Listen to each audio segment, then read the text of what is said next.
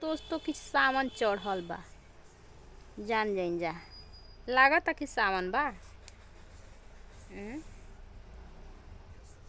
सावन जैसा लागता, पूरा काजल फैल जाता।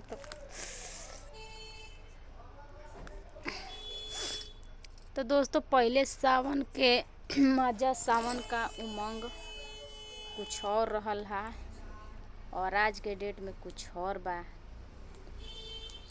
एज सावन पकड़ा नइखे पावत कि सावन ह कि ना। अच्छा रउए लोग बताई जा, सावन पता चलता? पहले सावन आदमी चढ़ी तो आदमी के एकदम पता हो जाई कि हाँ सावन के दिन ह।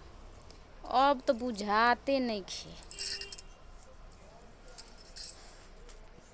तो हमरा अब तब फ्रेंड लोग नींद, खाना खनी तब मन करता कि सुत जाई।